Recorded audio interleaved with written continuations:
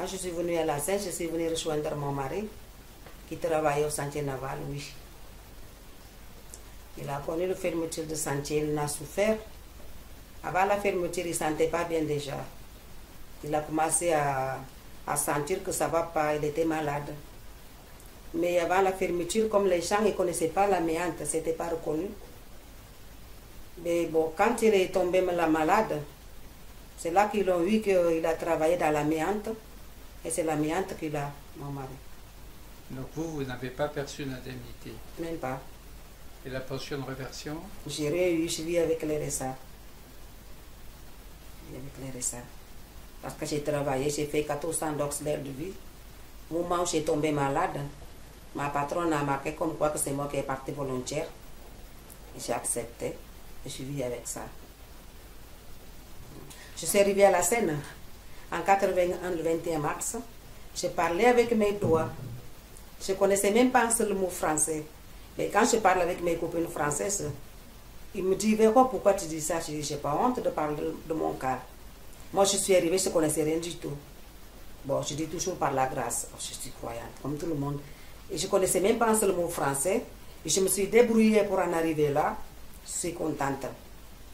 Je suis bien contente parce que bon, moi je bouge, je fais mes affaires. J'essaie de faire ce que j'ai à faire. Mais voilà, je suis contente. Et quand j'ai commencé à prendre l'alpha, c'est là que j'ai trouvé un travail au casino de Bandol. Et j'ai commencé à 6 h du matin pour finir à 7 h du soir. Je n'ai pas eu le temps d'y aller continuer. Et je faisais le code en même temps. Au bout de 19 jours, j'ai eu mon code d'un coup. La conduite, j'avais payé pour 6 mois. En 3 mois, 2 mois et demi, j'ai eu mon permis d'un coup. Et j'ai continué à travailler. Les Mendigoumis, on est tous les descendantes de la Guinée-Bissau. On dit Sénégal, Sénégal. Oui, parce qu'on a atterri au Sénégal. Moi, je suis née au Sénégal. Il y a plein qui sont nés au Sénégal comme moi. C'est pour cela que, bon, le pays où tu es né, c'est là que tu dis que c'est ton pays. Voilà. Et nos grands-parents, c'est de la Guinée-Bissau. Arrière-grands-parents et grands-parents. Et nous, on est nés au Sénégal. C'est pour cela qu'on dit tous Sénégal, Sénégal. Donc, c'est nos pays. Mais ici, quand je suis arrivée, j'ai déjà trouvé plein de gens qui sont là avec leur mari. Il y en a plein qui ne sont pas encore amenés leurs femmes. Au moment donné, ils sont venus. Mais quand il n'y a plus au chantier, ils sont séparés. Il y en a qui sont partis à Paris. Il y en a qui sont partis à Saint-Nazaire. Mais nous, il y en a qui sont restés là. Donc nous, ben, on s'est déplacés de chez nous. On est venu pour chercher. Comme nos grands-parents, ils disent, l'homme, il n'a pas de territoire. L'homme, tant que tu as la santé, mets ton pied par terre et cherche. Quand tu cherches, c'est là que tu vas trouver. Mais si tu as la santé, tu es là avec ta santé, tu ne la sers pas, ça ne sert à rien du tout. Il faut bouger pour trouver le pain et le beurre. Et nos maris sont venus là pour chercher. Et comme ils nous sont eus comme femmes, ils ne veulent pas être loin de nous, ils nous ont amenés avec. C'est pour cela qu'on les a accompagnés.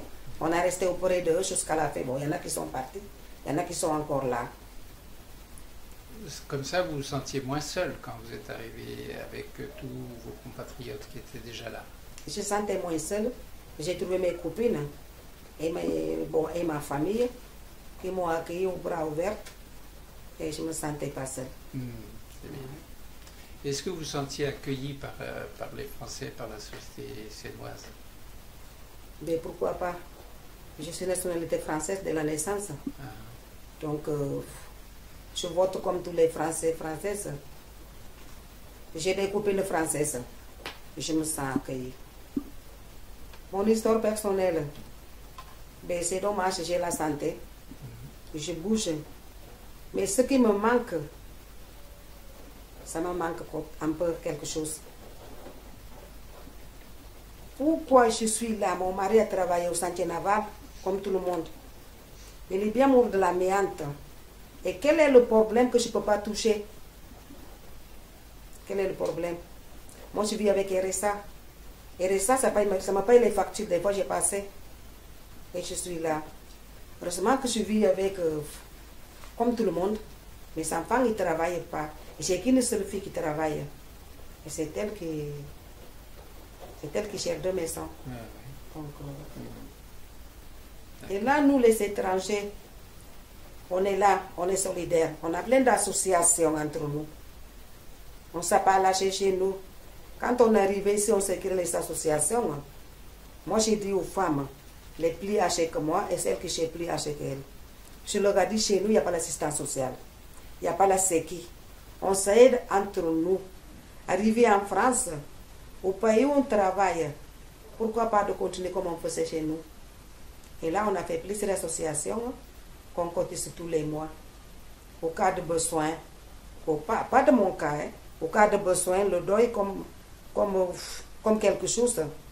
On est ensemble, on cotise, on aide la personne. On est bien solidaires. Moi, je suis contente de ce côté. Je suis fière d'être noire. Parce que nous, les noirs, on est toujours solidaires, on ne se lâche pas. C'est la tontine, oui. C'est la tontine qu'on fait qui nous aide. Et nous, avant quand je travaillais, je fais la cuisine. Nous ne faisons pas la limite. On prépare, on pose. La personne qui rentre comme chez nous, il dit bonjour. On dit, est-ce que tu as mangé?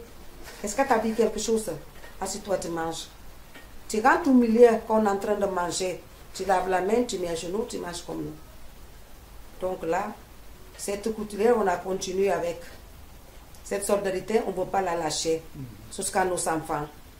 On a fait l'association des tontines pour que nos enfants nous connaissent. S'ils ne se connaissent pas, ils peuvent se voir dehors et s'il se passe quelque chose de grave, ils ne se soutenir pas. Ils ne s'aident pas entre eux. Et c'est pour cela qu'on a dit, la mentalité qu'on avait chez nous, c'est dommage qu'on abandonne ça. Si on abandonne ça, nos enfants ne vont pas y comprendre. Et on s'accroche, on débrouille comme on peut. Et voilà. Très bien, donc comme je le disais, vous avez l'art du récit, donc si vous pouviez nous raconter ce qui vous a amené à la Seine, pourquoi vous êtes installé ici et comment vous y êtes intégré. C'est dû aux événements d'Algérie. Nous étions obligés de partir, parce qu'il y a eu quand même pas mal de personnes qui sont décédées, un de mes frères a été poignardé. J'étais obligée de travailler, bon, parce que je ne pouvais pas faire autrement que d'aller travailler. J'ai travaillé chez mes anciens patrons qui j'avais travaillé en Algérie. Ils se sont retrouvés qui étaient là, mon patron était médecin, et par eux, j'ai pu travailler, je descendais, donc tous les jours, je descendais à Marseille pour aller travailler. Vous avez découvert le plaisir d'écrire. Depuis que je vais en atelier d'écriture, parce que c'est une personne qui est déjà d'un certain âge, elle a 92 ans, qui me dit, Madame Cohen, vous devriez, je dis, mais non, un atelier d'écriture, c'est pour les personnes qui sont très intelligentes. Madame Cohen, ne me dites pas ça. Vous savez quand même écrire. Je dis, oui, mais je fais des fautes d'orthographe. Elle me dit, mais ça se corrige. J'ai dit, bon, eh ben, je vais venir. Mais croyez-moi que depuis que j'y suis, je ne quitterai pas, ni pour tout l'heure du monde. Je suis trop attachée.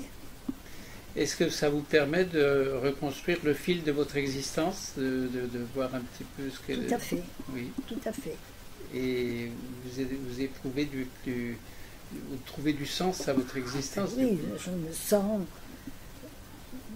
Je ne suis plus la même parce que là, bon, penser qu'au travail, penser qu'aux enfants, penser à aucune...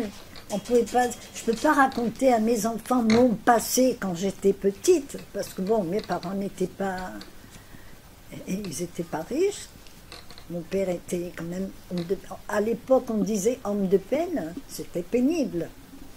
Mais bon, il a élevé quand même 10 enfants. Nous étions 10. Ah oui. Et là, chacun a eu son parcours et chacun est parti. J'ai mon frère aîné qui est allé directement en Israël, qui est décédé malheureusement en Israël. Et donc voilà. J'imagine avec 10 enfants que vous avez appris beaucoup les valeurs de solidarité. Et...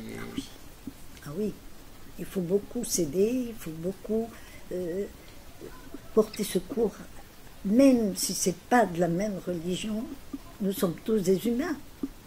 Il faut aider, il ne faut pas le reprocher, parce que si vous faites quelque chose et que vous le reprochez, ce n'est pas la peine. Donc moi je suis partante pour tout. Je ne regarde pas ni elle est blanche, si elle est noire, peu importe. Pour moi, tout le monde est pareil. Mais je veux le respect. En ayant le respect, on a tout. On se fait respecter, c'est pareil. Maintenant, si vous laissez aller, c'est pas possible. J'aurais dit, moi, il n'y a aucun problème. Je suis partante pour tout. Donc là, il me demande. Je suis heureuse de faire plaisir aux autres. Parce que, peu importe, des fois, il y a des messieurs qui viennent. Madame Cohen, vous ne pouvez pas m'arranger le blé du pantalon? Il n'y a aucun problème. C'est combien? Je dis, monsieur, rien du tout. Vous me prenez une bouteille d'huile que je prends à la synagogue pour les prières. On allume les veilleuses tous les vendredis chez nous. Ah non, c'est tout. J'ai dit oui, mais moi je ne veux pas être payée. Je le fais parce que ça me fait plaisir. Et tout ce que je fais, c'est marqué dans un cahier. Alors, votre famille et vous-même, vous avez connu des épreuves et cependant, donc, vous donnez l'image de la tolérance. Ah ben oui, parce que bon, mes parents aussi aimaient beaucoup faire plaisir à tout le monde. Donc, et ma grand-mère, surtout ma grand-mère, c'était... Il n'y a plus des grand-mères comme ça. Hein. Là, je raconte les histoires de ma grand-mère, c'est incroyable. Des fois, j'allais pas à l'école pour être auprès de ma grand-mère. Ah oui. Je faisais semblant d'être, que l'école était fermée, qui d'ailleurs, j'ai raconté l'histoire de ma grand-mère. Je dis, mais c'est pas possible. Mais Yvette, tu as fait quoi? Je dis, ben, allez, tu vas nous raconter l'histoire de ta grand-mère. Je dis, bon, ben là, voilà, elle est écrite, elle est dans ce cahier.